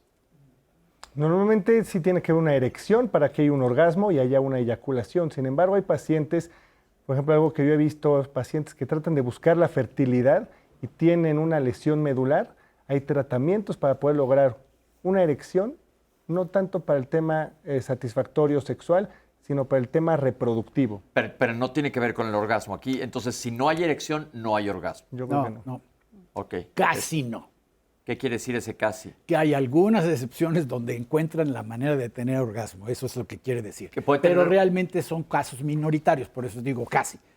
La mayor parte de personas tienen un proceso de erotización en donde primero está la erección y luego arriba de la erección ya vienen los otros reflejos, incluyendo el reflejo del orgasmo. Entonces, ya platicamos de lo que es, ya platicamos de las causas, ya platicamos de que para un diagnóstico tienen que ir con el especialista, que todas estas preguntas deben de salir en la consulta para buscar cuál es tu causa específica. Ahora vamos a ver qué tipos de tratamiento existen y por eso les comenté anteriormente la importancia de individualizar. Vamos a ver esta cápsula sobre tratamiento y regresamos aquí con ustedes. El tratamiento primero va a dividirse en fases. Primero va a ser un tratamiento farmacológico, después posteriormente un tratamiento de tipo mecánico, un tratamiento de tipo invasivo y un tratamiento de tipo quirúrgico. ¿Y cómo va esto? El tratamiento farmacológico va encaminado a medicamentos. Es importante considerar la evaluación del paciente para saber qué dosificación y qué medicamentos son los más adecuados. La mayoría de esos medicamentos, ¿sí? El mecanismo de acción es el mismo. Lo que cambia o lo que lo hace mejor una generación de otro es el tiempo de absorción y los efectos secundarios que pueden considerarse. Es importante considerar que no el hecho de que se tome un medicamento implica que va a haber una erección. No, tiene que haber un estímulo sexual, tiene que haber un estímulo del reflejo, el reflejo perineal o del nervio cavernoso para que obviamente se despierte este efecto deseado y haya una permanencia considerable desde 3, 4 horas o 6, inclusive a veces dependiendo del medicamento, para que esto pueda tener un efecto considerable. Si no lo necesitas, no lo uses, a menos que realmente si tengas algún padecimiento o un urólogo o un médico te diagnostique y te diga si necesitas el medicamento. Si no ha funcionado el método farmacológico, porque si bien el paciente es diabético, es hipertenso, ya creó una tolerancia, ya hay un daño vascular o endotelial, que es las paredes alrededor de los vasos, entonces tenemos que irnos a la segunda línea de tratamiento. ¿Cuál es esta? El tipo de bomba mecánica. Hoy en día en el mercado hay diferentes tipos de bomba. ¿Cuál es la función? Ocasionan un vacío, que esto a su vez hace que haya erección del pene y se introduce un anillo constrictor para que se aguarde ese contenido dentro de los músculos del pene y entonces permanezca una erección. Se tiene la penetración y obviamente en cuanto hay una eyaculación se quita el anillo y obviamente vuelve a la normalidad. Hay bombas de vacío desde que son manuales hasta ahorita ya que son inclusive eléctricas y que tienen mayor complejidad. Entonces existe variedad en el mercado de ello.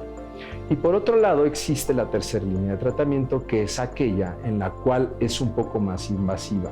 La inyección intrapeniana de un medicamento que se llama alprostadil, que es una prostaglandina. Eso hace que haya una inyección dentro del pene y haya una vasodilatación. Este efecto se ve esperado entre los 15 a los 30 minutos. Y la cuarta línea de tratamiento es la quirúrgica, en la cual se usa hoy día prótesis penianas. Hay prótesis penianas que son mecánicas y hay prótesis penianas que son de tipo móvil o mecánicas. Entonces, en el mercado igual hay una gran variedad. Esto se debe de hacer con personal calificado. O sea, no solamente el ser urólogo, sino ser un urólogo calificado y certificado para poner este tipo de aditamentos. Doctores, arranquémonos desde lo más básico. Ustedes están con un paciente, finalmente le hacen su historia clínica, su exploración física y se tiene disfunción eréctil. Voy a empezársela a tratar. ¿Cuál es la primeritita línea de tratamiento? Yo creo que sí, los libros dicen, la primera línea de tratamiento es mantenerse saludable, hacer ejercicio, bajar de peso, estar bien alimentado, bien hidratado, bien dormido, disminuir el estrés. Eso yo creo que son... Antes de ningún fármaco. Antes de ningún fármaco. Ok, después de esto, ya el paciente está con esto, mejoró, pues súper bien. No mejoró, pasamos a fármacos. Pero normalmente el paciente no acaba conforme con llegar a la consulta para decir, haz ejercicio. Entonces sí hay que ver la opción de la segunda línea de tratamiento, como se dice en la cápsula, que son los medicamentos, que hoy por hoy tenemos una amplia gama de medicamentos que podemos ofrecer. Hace muchos años cierta compañía farmacéutica volcó el mundo farmacológico, que no voy a decir nombres, se pueden decir no el nombre comercial, pero el nombre farmacéutico del medicamento, Sildenafil. Que fue el Sildenafil, que revolucionó el abordaje de este tipo de patologías. Todavía se sigue utilizando, hasta es el nombre comercial, se volvió como cuando uno habla de toallas femeninas que nada más habla de un nombre comercial. Pero vamos a regresar ahorita después del corte a que los doctores nos explican. Todo partió primero de este medicamento, pero ahora existen una gran cantidad de medicamentos, además en conjunto con probablemente otros medicamentos como los que se han mencionado. Si tienes hipertensión, manejar tu hipertensión, quitar los medicamentos que probablemente te estén causando la disfunción eréctil. Si tienes diabetes, manejar la diabetes. Regresamos al punto número 1 que acaba de decir el doctor. Si eres alguien que vives con diabetes, ¿cómo está tu control glicémico? ¿Cómo está tu nivel de hacer ejercicio? ¿Qué tal estás durmiendo? Manejar, ahorita vamos a platicar de la terapia, porque también es importante manejar. Como dijo la doctora, es algo multifactorial y hay que tratar todas las aristas que se puedan. Vamos a regresar para hablar de fármacos y luego los doctores nos van a hablar también de los procedimientos quirúrgicos y diferentes artefactos para este problema. Vamos a un corte, no se vayan.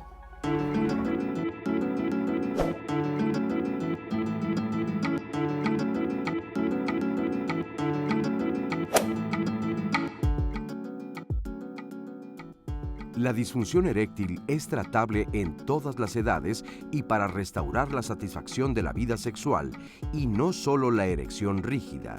Se requieren cambios en el estilo de vida, psicoterapia, medicación, dispositivos de vacío o cirugía.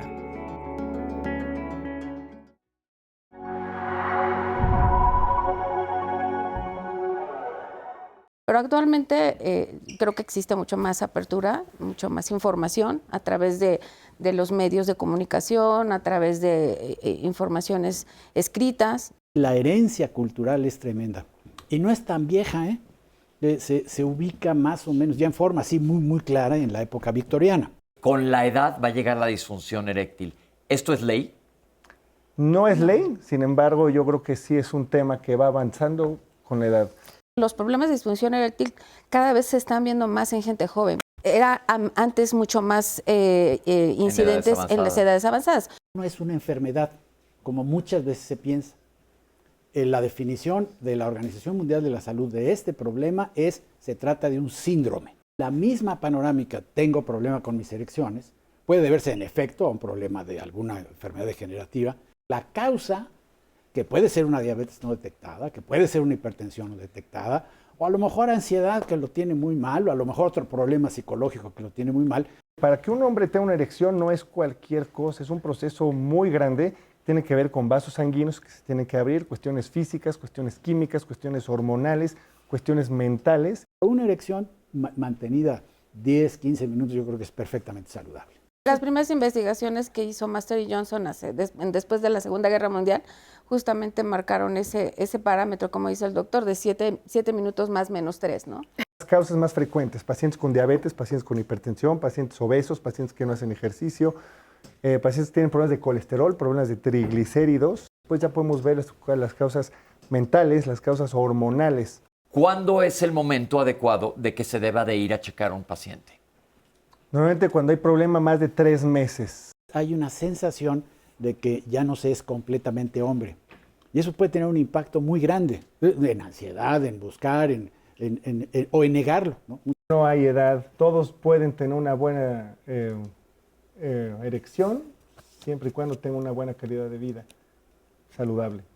No hay razón por la cual alguien no pueda recuperar sus erecciones, a no ser que se haya quedado sin pene, así de plano.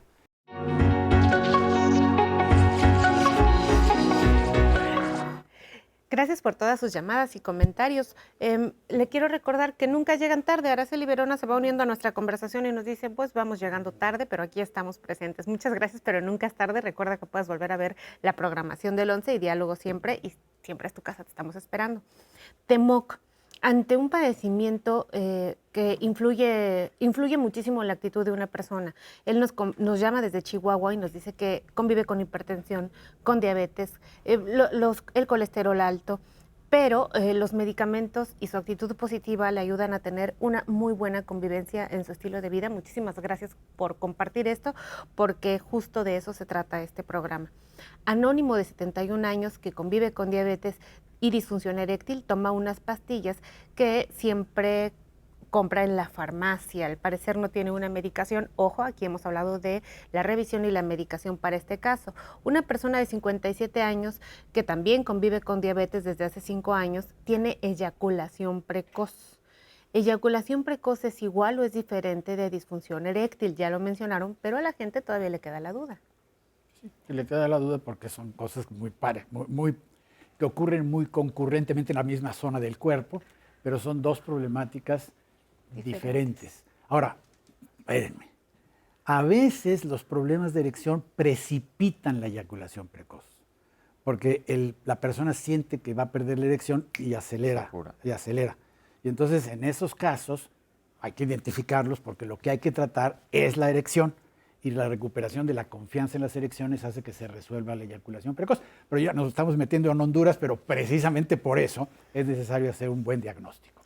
Es necesario hacer una muy buena historia clínica. Sí, realmente es fundamental para poder justamente diferenciar todas las disfunciones sexuales. Personas, nuevamente doctores, operadas de la próstata. Por ejemplo, un caballero desde hace 40 años se operó, desde ese momento padeció disfunción eréctil y nunca más volvió a sentir placer. O sea, justo la gente nos hace un llamado para que las personas que van a ser candidatas a cirugía de próstata justo contemplen este tipo de situaciones. Déjame nada más aclarar lo que dijo el doctor, que es bien importante que quede este punto. No cirugía de próstata, cirugía radical de cáncer de próstata. No la cirugía de la hiperplasia prostática benigna, que es el crecimiento de próstata, que es mucho más común. Es bien importante hacer esta distinción para que no se queden con una idea errónea. Y tampoco quiere decir que todos los casos de cáncer de próstata van a tener disfunción, ¿o sí? Sobre todo últimamente, que han desarrollado técnicas muy sofisticadas para tratar de evitar el daño de los nervecitos, de los cables. Sí existe, evidentemente, mucha más predisposición, porque los antiandrógenos, que son medicamentos que se utilizan en el tratamiento del cáncer de próstata o la cirugía radical de próstata, pues sí llevan a presentar efecto colateral, pero es cáncer de próstata. Sí, cáncer de próstata. Ok. Bien, Pepe, ¿la masturbación da problemas de disfunción eréctil? Negativo, no, aunque haya dicho algún autor muy famoso que eso pasaba, no pasa. Ok.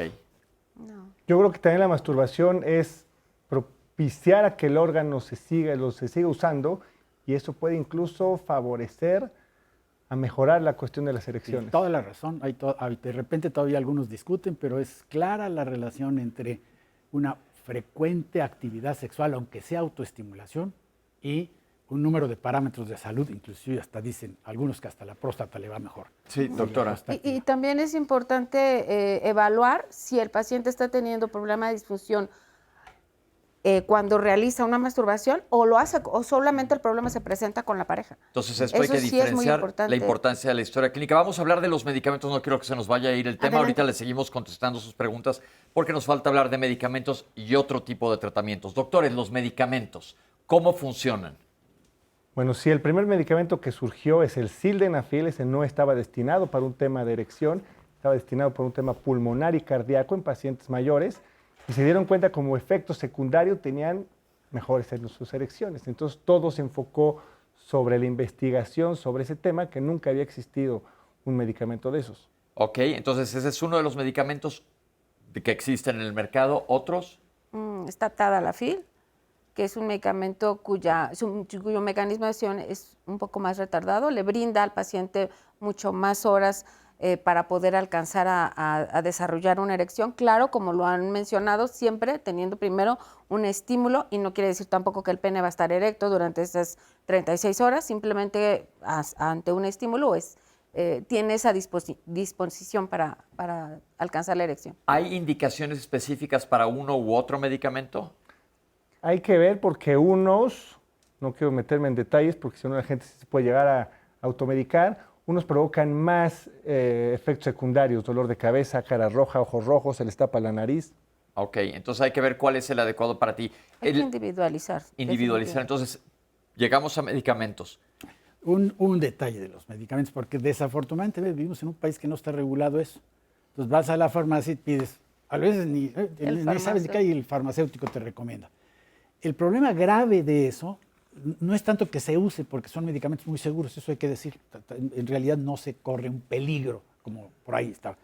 El problema es que no se diagnostica. Y entonces, si el problema es la hipertensión, si el problema es la diabetes, te puedes aventar 4 o 5 años medio resolviendo tu problema de erección con estos fármacos. Sin saber que tienes otro sin problema saber que peor. tienes, exactamente. Doctora. Claro, además, parte de la problemática de esta automedicación es que no se utilizan las dosis correctas, no se utiliza la forma de prescripción correcta. El paciente a veces lo combina con alimentos, existe una interacción con el alimento y el medicamento, no hay una buena absorción. Entonces sí es importante que los pacientes realmente se dirijan con los especialistas y que se evalúe muy particularmente, muy individualmente al paciente, se elija cuál es la alternativa. Vamos, mucho tiene que ver, en lo particular yo lo pongo en práctica, pues también de la frecuencia con la que quiere tener sus relaciones sexuales, ¿no? La edad del paciente, en fin, muchos factores que influyen para la toma de decisiones de cuál es el fármaco idóneo para ese paciente. La gente preguntaba también, ¿qué hay de los jóvenes que lo utilizan de manera recreativa? Obviamente no es un medicamento que se tenga que usar de manera recreativa porque a la larga se da cuenta que ya si no usa el medicamento va a requerir ese medicamento para poder tener una erección. Se pueden volver dependientes del medicamento. Después se pueden volver dependientes y dosis dependientes que tienen que utilizar más dosis para poder lograr una erección. Entonces lo ideal es, yo personalmente no recomiendo de manera recreativa. Dejemos los medicamentos, pasemos a dispositivos. ¿Qué hay de otros tipos de tratamiento? Bueno, ya hemos hablado de la primera línea de tratamiento, que yo lo que comento a los pacientes es mantenerse saludable.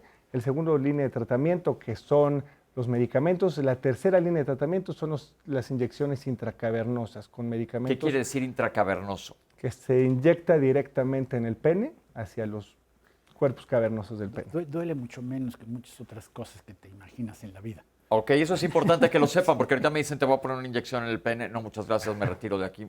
Entonces, esto es importante de hablarlo con el doctor. Sí, sí, claro. Ok. Además que, bueno, en lo particular, los pacientes que en muchas ocasiones tienen que llegar a esta segunda línea de tratamiento, tercera línea de tratamiento, pues tampoco tienen gran apego porque justo no están tan interesados en estarse inyectando, ¿no? ¿Qué más hay? Nos estamos en el último bloque, queremos sacar toda la información posible. Ya, por ejemplo, la cuarta línea de tratamiento que se vio en la cápsula hace ratito son las bombas de vacío, que existen las manuales y las eléctricas, que es introducir el pene, se le pone un anillo constrictor en la base del pene y eso funciona bajo vacío. Entonces, tal cual jala sangre directamente hacia el pene para poder tener una adecuada relación sexual. Preguntaban si los anillos funcionan. Me imagino que es este anillo que te comprime. Los anillos, hay unos anillos que venden en las sex shops que se ponen en la base del pene.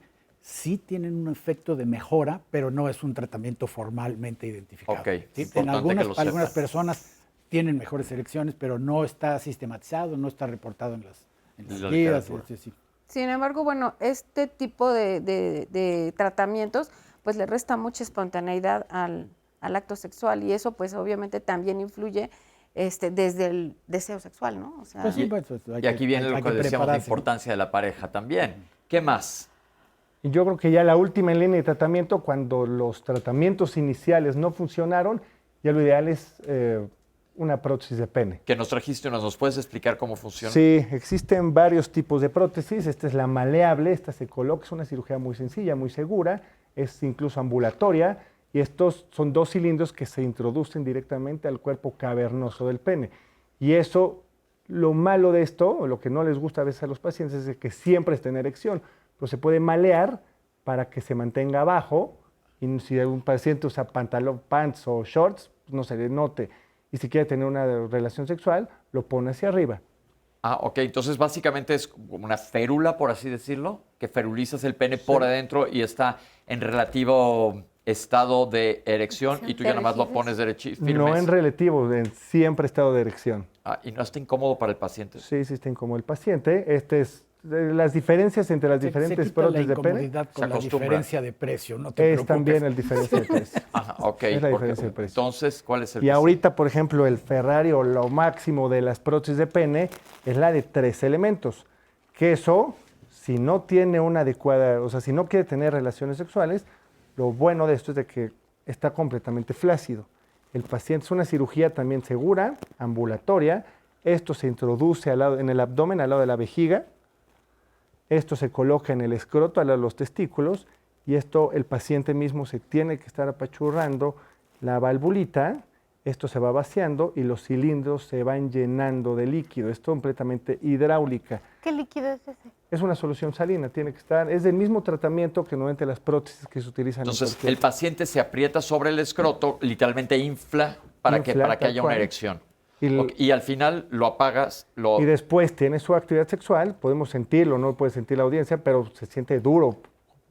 El grado de satisfacción es arriba del 93%, Wow. tanto de hombres como de mujeres, con una prótesis. Esto es importante, la pareja es importantísimo. Y es algo que la gente Y ahí veo no que tiene conoce. diferentes prótesis, ¿que son por tamaños o qué es? Bueno, el tamaño de la prótesis de pene se determina directamente en la cirugía, se hacen unas medidas para que la prótesis sea la adecuada para cada paciente. ¿Y cada cuánto le tienen que recambiar la cirugía? No es como los implantes de... Es como los implantes 10, 15 años refieren. Ah, bueno, 10, 15 años es bastante, pero el doctor dijo una cosa muy importante.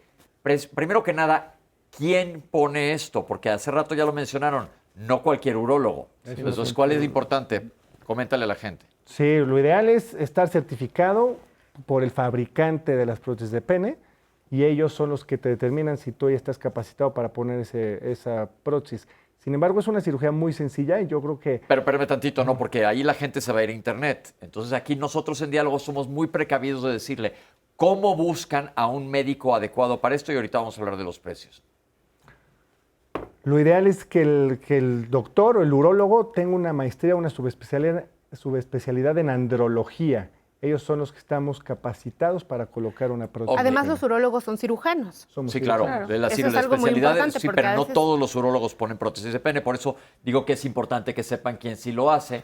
Más si dices que es algo sencillo, cualquier cirujano va a decir yo lo puedo hacer. Sí, sin embargo, el riesgo de esta cirugía es que se infecte, porque es una prótesis cara. Si esto se infecta, el paciente se tiene que tirar a la basura su prótesis de pene. ¿Cuánto cuestan los diferentes Solo esta prótesis cuesta alrededor de 280,000 pesos. Bueno, pues barato no está. Sí, no. Y lo cubre el seguro. Es algo que lo estamos tratando nosotros, los colocadores de prótesis, tratar de favorecer o ver con los seguros de gastos médicos que esto se cubra, pero ahorita no. Ok. Solo el 50%. ¿Cuánto cuesta la otra? Esta como 70,000 pesos. Ok. ¿Más dudas? Esto Bueno, es ¿de muy nuestra importante. audiencia o propiamente del...? No, a ver, tenemos una Muchas. pregunta. Sí. Bueno, yo tengo un comentario. Fíjate Pero que más un comentario. Dice el doctor, nos comentó el doctor ahorita que durante la cirugía se decide cuál tamaño le van a poner, pero se mide el pene en erección o el pene flácido o qué es en base a qué se decide el Hay urólogo. unos medidores especiales que se miden todo el cuerpo del pene. Y dependiendo Y de eso es el dependiendo de tamaño eso, que te pero el van a tamaño del colocar. pene no viene desde la base, sino internamente desde el cuerpo cavernoso, la parte inicial. Ok, entonces son los urólogos los que miden. Entonces aquí ¿Y hasta- esto es muy ¿Y importante. hasta qué edad se pueden poner las personas una prótesis de pene? No hay edad, siempre y cuando los tratamientos previos no son los indicados, no les funcionaron. Bien. Doctor. Claro, No, y algo come- importante, no puede utilizarse como una primera línea de tratamiento, o sea, está estandarizado que tiene que ir pasando de etapa en etapa. Eso es lo que iba yo a decir, porque de repente uno se entera de historias dramáticas de urólogos con poca ética, Por eso que a la insisto en primera con cosa quién. llega el muchacho, 28 años, Y le quieren poner eso. y no se la ponen. Eso es terrible, porque es una solución muy eficiente, muy cara, pero muy eficiente, pero si no se hace todo el protocolo, esto está para el público general a lo mejor es demasiado enredado, pero está todo publicado. ¿Cuáles son los pasos? ¿Qué exámenes hay que tomar? Y si se brinca uno esos pasos y no se hace, pues de repente se hace mucho daño a las personas.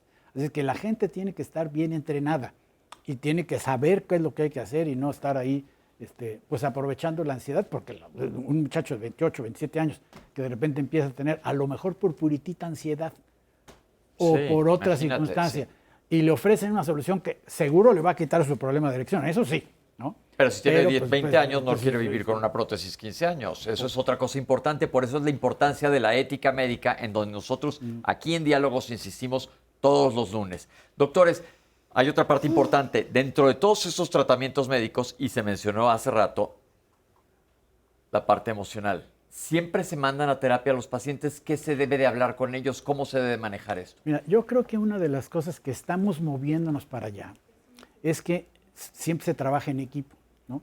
Por ejemplo, un sexólogo, preguntabas, ¿no? Un sexólogo que no sea médico. Bueno, si no tiene una red de un urólogo, un ginecólogo, por otras razones, que trabaje en conjunto con sus pacientes, hay cuidado, ¿no? Hay cuidado, porque se necesita la participación de todos los profesionales. En términos generales, los urólogos deberían de tener también su red, ¿no? Porque no siempre hace falta referir para tratamiento psicológico, esa es la pura verdad. Muchas veces se resuelve, a veces con una buena plática. Si uno se sienta con la persona y le explica, mira, la ansiedad, si te distraes, pues entonces así no se funciona, se trata de tener relajadamente, y a veces con eso se resuelve el problema. Si no se resuelve el problema, entonces hay que entrar en un proceso ya más estructurado, que es lo que se llama la psicoterapia sexual, en donde lo que se hace es identificar estos mecanismos que la doctora Rampazzo estuvo explicando muy bien, sintéticamente, si hay distracciones, si hay situaciones de ansiedad de desempeño, si hay si hay conflictos de pareja, y hay procedimientos específicos para cada una de estas cosas de irlo resolviendo. No se resuelve tan rápido como con una pastillita, pero se resuelve y esa es la noticia, ¿no? Entonces, es importante que vayan con el médico adecuado que les va a decir cómo se va a manejar tu caso específico. ¿Cómo andamos de preguntas? Nos quedan un par de minutos. Pues, Pepe, les pregunto, las personas que han tenido cáncer de próstata preguntan si su vida sexual la volverán a adquirir después de que pasen todo ese tratamiento de rehabilitación y obviamente con los efectos secundarios que provocaron los fármacos que aquí hemos mencionado. El mismo cáncer de próstata sí es un factor de riesgo para padecer disfunción eréctil, más los tratamientos. Sin embargo, una cirugía de próstata no a fuerza les va a dejar un problema de erección. Sin embargo, esos pacientes, si tienen problemas de erección, ya los tratamientos normales, convencionales, las primeras líneas de tratamiento no les van a funcionar. Entonces, ellos son unos muy buenos candidatos para la colocación de prótesis de pene. Y en ellos sí les cubre el 50% el seguro de gastos médicos, la colocación de prótesis de pene. ¿La electroterapia? ¿Existe? Están las ondas de choque que se está utilizando, se están haciendo estudios, que son ondas de choque especiales que van directo a los vasos sanguíneos para hacer unos nuevos vasos sanguíneos y está ayudando para temas de disfunción eréctil. Incluso Botox se puede llegar a utilizar para... Toxina botulínica, sí, esto es importante que lo sepan. Sí, pero siempre administrado por alguien que sepa, por favor. Una persona de 69 años que toma tamsulosina y convive con hipertensión arterial, batalla con la erección, ¿será la tamsulosina? Lo probable es que necesite más bien su que sea hipertensión. evaluado, como ya dijimos 80 veces. Entonces aquí muchas puede otras ser cosas. tu hipertensión más que el medicamento, pero entonces aquí lo que te recomendamos es que vayas con alguno de los urólogos que te haga una historia clínica, como dijo la doctora, la historia clínica tiene que ser una historia clínica muy completa para llegar al diagnóstico. Y en sí mismo la tamsulosina no le va a provocar problemas de erección, sin embargo sí la tamsulosina va a provocar problemas de eyaculación retrógrada. Pues al momento fueron nuestras redes. Muchísimas gracias a todas las personas por la confianza y venir a contarnos cosas tan íntimas de usted, pero que fortalecen mucho a toda nuestra población. Y antes de irnos nada más, no se nos olvidando que la prótesis se quedó llena y ya acabaron. ¿Y ahora, doctor? Bueno, ahí mismo arriba de la valvulita hay un botoncito que solito, de manera hidráulica, se vacían los cilindros y se regresa al reservorio. Perfecto. Entonces es una cosa relativamente fácil de usar porque uno piensa cirugía en esa zona nadie quiere, pero bueno, ya vimos que hay diferentes tipos de tratamientos y se van escalando desde lo más fácil hasta lo más sencillo. Pero si se fijan, algo que se habló aquí es que las causas más comunes de disfunción eréctil son causas que pueden ser prevenibles, complicaciones de hipertensión arterial, obesidad, hiperlipidemia, es decir, las grasas altas, y diabetes. Ya hemos hablado de estos temas ampliamente y llegamos al final del programa. Citlali, mil gracias. Pepe, un placer. Nuestros intérpretes de lenguas de señas, gracias por estar con nosotros hoy en este tema tan interesante, el cual, como dije, no se quiere hablar. Doctores, gracias por habernos acompañado. Gracias. Yo creo que se dio una plática muy interesante.